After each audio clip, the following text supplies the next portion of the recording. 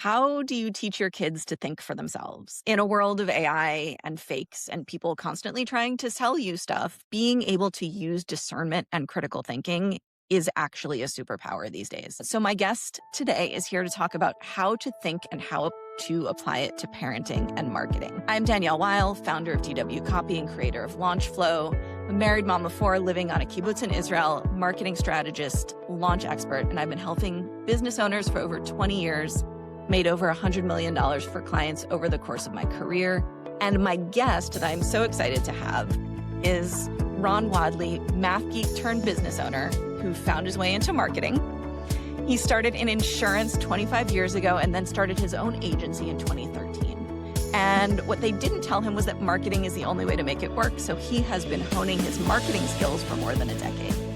And I am so happy to have him on to talk about how to teach your kids to be wise to the marketing stuff via logical fallacies. So welcome, Ron. Thank you for agreeing to do this. Well, thanks for having me on. With a face for radio, I don't get these invites very often.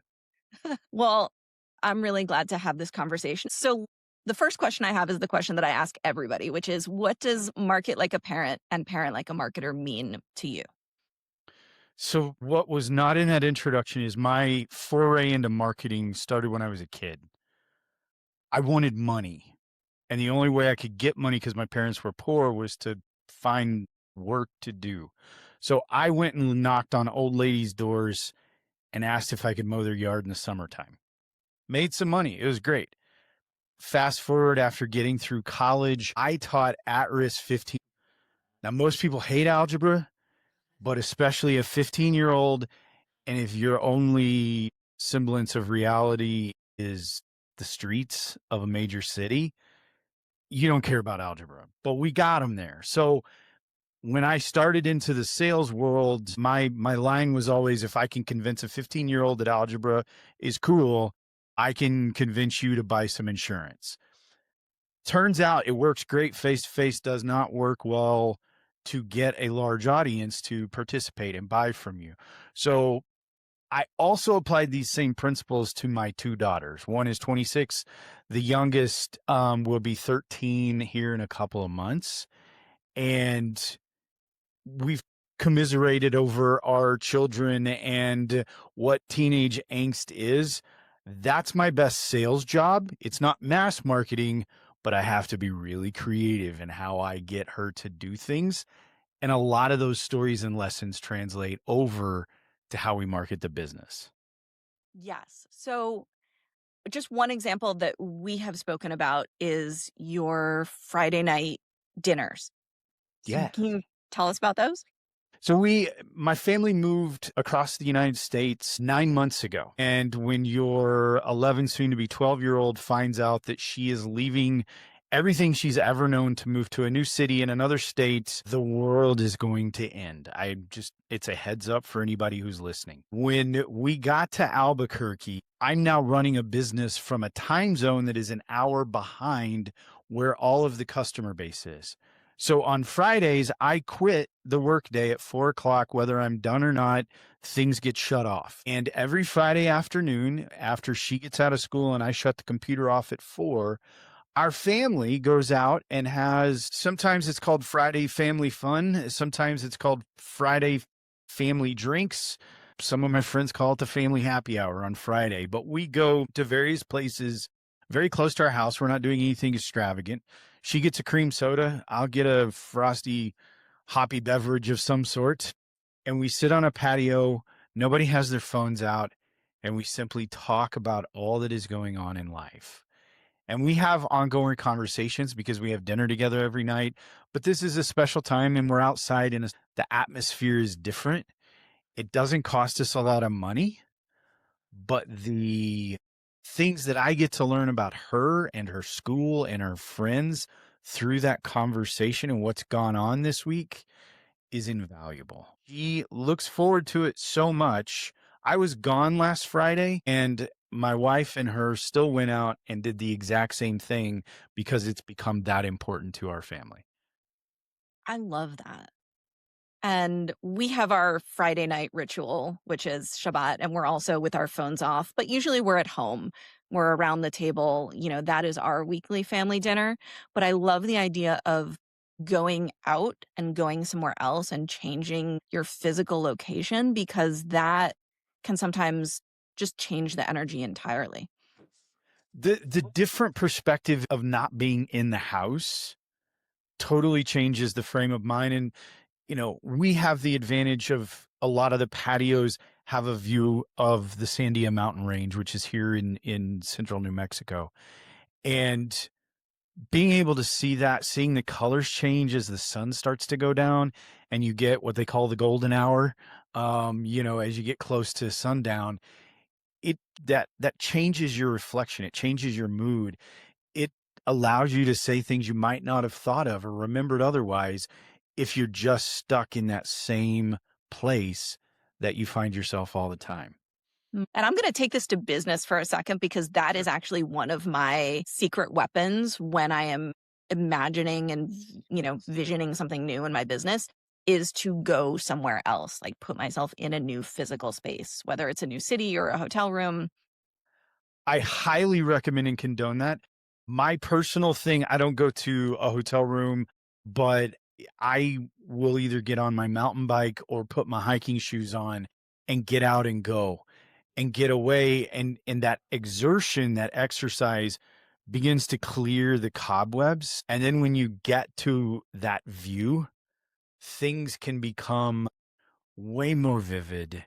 They can become far more clear in how you can perceive them, take the notes, and then enjoy the ride down. I love that. And exercise less my thing. And I also tend to be when I lock myself in the room, like typing frantically because I'm Sure. trying to actually capture those ideas. But it's the same principle, right? And As another thing that I wanted to point out about your Friday night drinks, Friday night ritual is from a business perspective, listening to your kids, but also knowing how to listen to your audience and knowing when to like step back. For sure. Like, I listen to what they're telling me because I can get very head down. I can get very myopic throughout the course of the workday and the work week because I have families that depend upon the success of my business. It's not just me, it's them. That's where their paychecks come from. It's their livelihood. And so being able to shut up and listen can help me integrate this is what's important, this is what matters.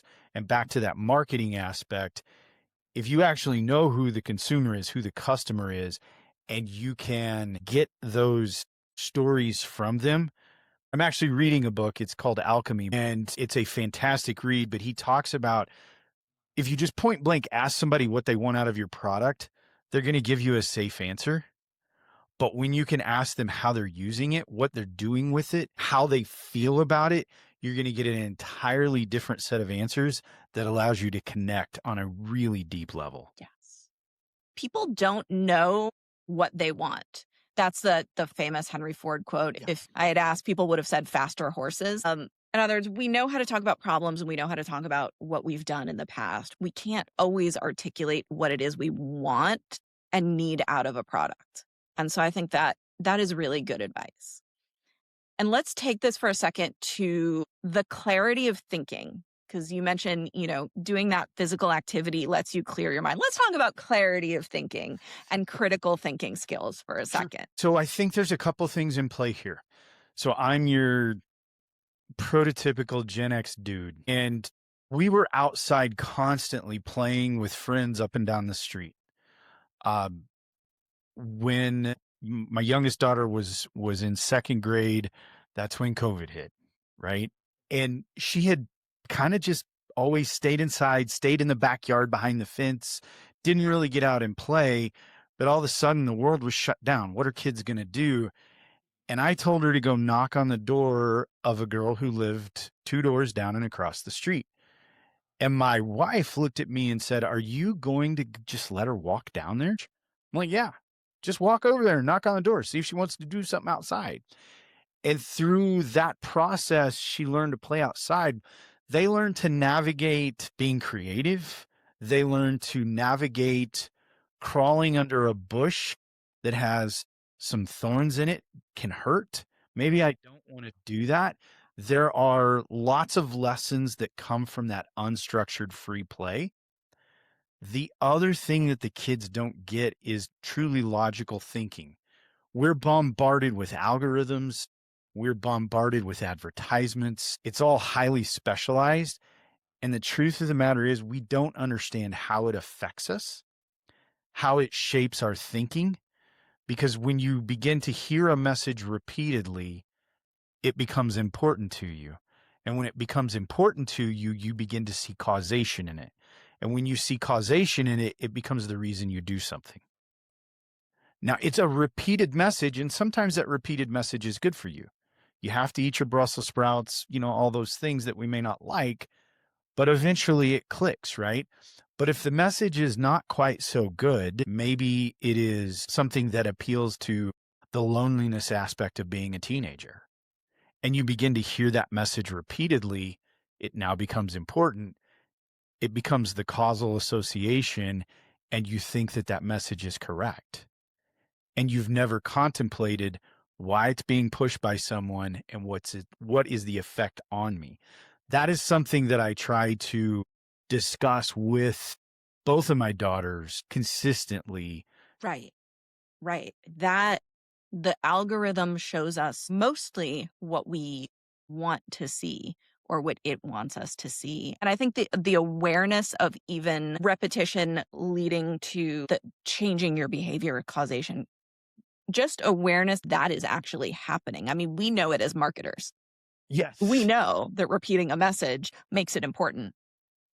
But most people haven't seen the studies or read influence or, Or persuasion. right? And so being able to say to kids, hey, just because you hear something repeated, stop for a second and think about who's saying it and why they might be saying it. Why they want me to hear it. Right. I have a joke with my family because even though I'm a marketer, advertising still works, right? So before we got into the Christmas season, I was shown an ad for, I'm a fly fisherman, and it was a device that attaches to the top of my car, which allows me to transport my fly rod fully assembled. Do I need that? Not really. I could be just fine without it. I've gone this far in my life without one, but eventually the ad worked, right? And I bought it. And I looked at my wife and my daughter and I was like, they finally got me. And they said, what do you mean? So I explained what I bought, and they both looked at me and they're like, well, okay. But when I can admit that, it allows me to say, what are you hearing? What is being shown to you repeatedly? Why do you think you're hearing it? What does it make you feel? What does it make you think? Is this good for you? Should you listen to more of it? Or maybe should you find something else? So it's a thought process, and it comes with a little bit more weight when I could admit that I got. Yeah. And by the way, as a marketing side note, if you're running any sort of ad traffic and not doing retargeting, um, Yeah. retargeting. Retargeting. So in any form of sales, whether it's marketing, whether it's face to face, the dollars are in the follow up 100% of the time. Yes. But going back to Yeah. logical fallacies and just, couldn't help myself there. But that awareness, that thought process, and how often do we actually stop to ask ourselves those questions? Not always, maybe not often, maybe not ever. And so it's a good habit to get into, and they're not always going to do it all the time, but if we can get them to be just a little bit more discerning, just a little bit more critical. So in that vein, 7th grade at the school that she's at this year, it's classified as a classical learning model. So we're reading old books and texts. We're doing a lot of memorization, but we're also taking a formal logic class. And they have spent the entirety of August to we're almost to the end of February studying the formal logical fallacies. And the beauty of coming through the November campaign season in the US last year, while she's taking formal logic and learning the fallacies, an ad would appear on TV and she would begin to pick off the logical fallacy that is being used in the advertising mechanism. Yeah. And that's when my dad gene went, yes, because it was clicking. She was seeing what they were trying to do with the advertisement. It goes beyond just marketing and advertising, right? It goes into how those friend groups interact when you're a junior high girl. Yeah. And that's a What is scary everybody place, right? else? Yeah. Yeah. What's everybody else doing?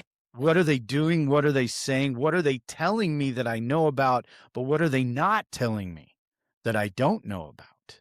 How can I be a good friend to this person? Should I limit my interaction with this person because they are trying to manipulate me in some way? It's so fraught.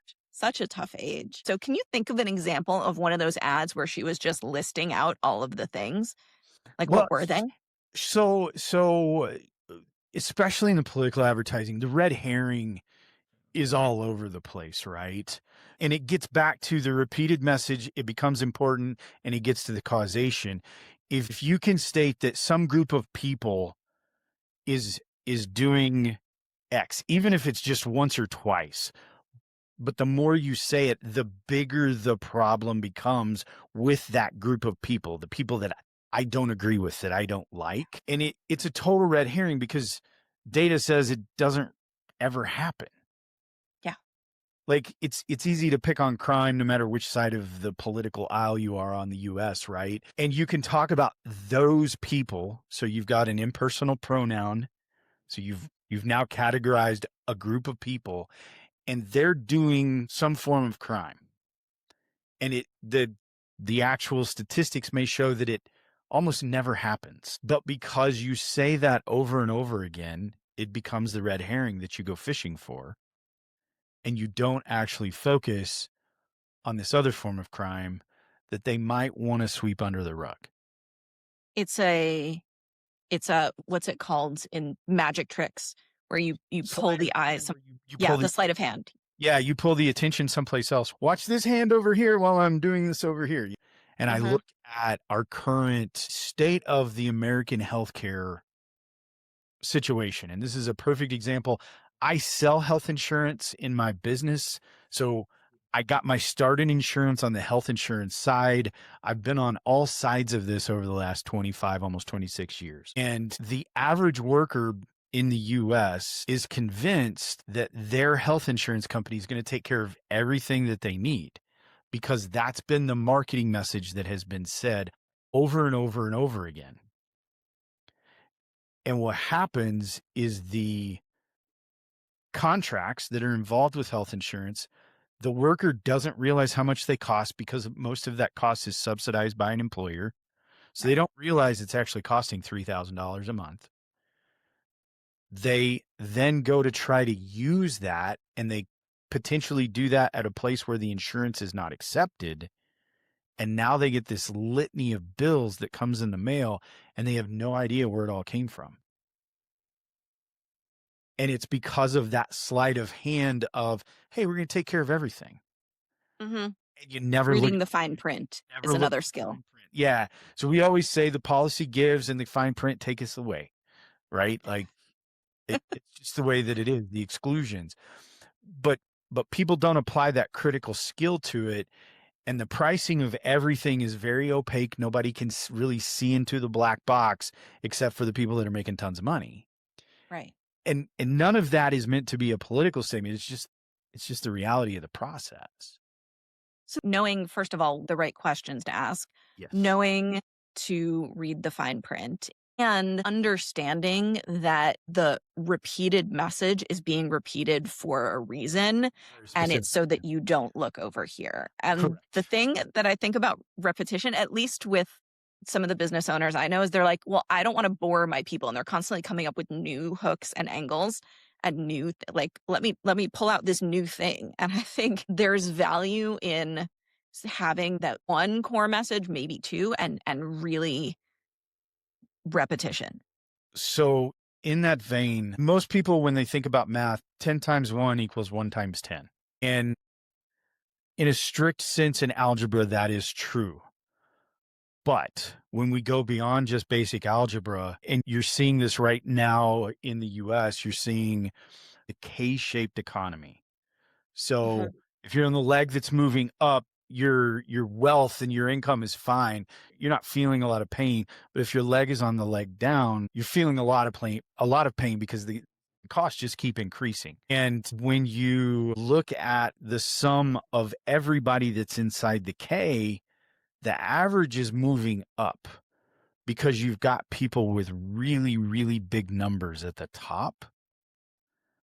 And the people that are down below, the size of that pool in the bottom leg of the K is actually growing. And they're falling further behind. And so 10 times 1 does not always equal 1 times 10 Mm. because that average looks great, but you've got a bigger pool of people that are experiencing the pain. And that's where you really begin to question the messaging, right? And you have to remember that the people that are in the top of the K that you want to talk to and you want to sell to, they're not hearing you all the time. If you if you're relying upon an algorithm, they're only hearing from you about 1 out of every 10 messages you put out. Right. So saying it over and over again means they're going to hear you twice for every 10 times you say it. It's an important reminder, I think, of the value of repetition, if anything else, in marketing and making sure that the message you're repeating is the right one. Yeah. Now, as a funnel builder, as someone who designs launch, like as marketers, we always want to make the buying process as frictionless as possible. And I feel like there used to be more friction around a purchasing decision that actually allowed our brain to catch up and was like, oh yeah, let me actually think about I had to pay cash. I had to, withdraw money from an ATM and think about and I can go set it further back aside. than that because I'm older than you. So let's go back to 1985. I was the ripe old age of 12. Okay. And I was mowing those yards. I didn't have a bank account. The ATMs weren't invented yet. And you couldn't buy anything because the internet didn't exist. You couldn't buy anything online. You didn't really buy a whole lot by mail order. So I had to mow enough yards to collect enough cash to go to the store to look through all of the available options of Walkman. Yeah, we're talking about the cassette version here, and buy that and bring it home. That was a months long journey for a 12-year-old kid who was mowing a couple of yards You had to really want it. because you didn't want to spend the money on something else. That delayed gratification is important, but the frictionless is going to get worse It's going to get worse. because when you start talking about telling your AI agent to go find another AI agent to buy whatever it is you want, and they have parameters that they can buy it with, you're not even going to be involved in the transfer of money at that point. Which is a little scary. It's crazy scary, but as a marketer, it's wildly exciting. And that's the paradox, right? As consumers, I think one of the best things we can do is add more friction for ourselves into the buying process and delay decision making and do all the consideration. As marketers, we're like, well, how do we make this as for a one-click upsell? One click upsell, and it's the most beautiful upsell you've ever seen in your life. You would be a fool not to part with your money for this. And we're constantly thinking, how can we reduce friction in the buying process? And there's the ethics of the thing. Sure. I was listening to some podcasts while I was traveling over the last several days, and they're talking about why credit cards are too much friction in what's about to happen. So it's going to become stable coin wallets and all of these things, right? And as a consumer, as a parent, it's scary as can be, right? As a business owner, as a marketer, how can I get your money faster? Right. And as a side note, speaking about friction in purchasing, where I live, we have a little grocery store that's like a 2-minute walk. It closes at 6 p.m. Friction. Friction, right? Like if you're out of milk, you actually have to get in the car, drive 10 minutes, go down the mountain, find Yes. a store that's open, buy the milk, come back. Nobody delivers here. there's like 2 pizza places that deliver. And so we still have some of that purchase, which I like. I like that there is. So if you were listening, think about where there is friction in your marketing, perhaps, and in your sales process, and think about where you want to add friction for you, for your kids, because a little struggle is not necessarily a bad thing. It's a really good thing because we all need to learn how to overcome adversity, but the friction we introduce for ourselves, it also makes us enjoy what we have so much more. Yes, I love that. I love that. So one last question. Sure. What final advice do you have for the parent marketers out there? Consistency and persistency is the name of the game. My oldest daughter was 2 years old when I divorced her mother. Co-parenting from 2 places it's a tricky wicket. And it was not always fun. It was never perfect, but I tried to be consistent in spending time, and I was persistent at reinforcing positive messages. And I had dinner with her, and was able to just brag on her to her face to face about all these really cool things she's doing now that she's an adult and on her own. And I don't know that I would have had that conversation without the consistency and the persistency of those messages. And it's true for marketing too. Yeah. Yeah, it is. Consistent, Yeah. persistent. Yeah.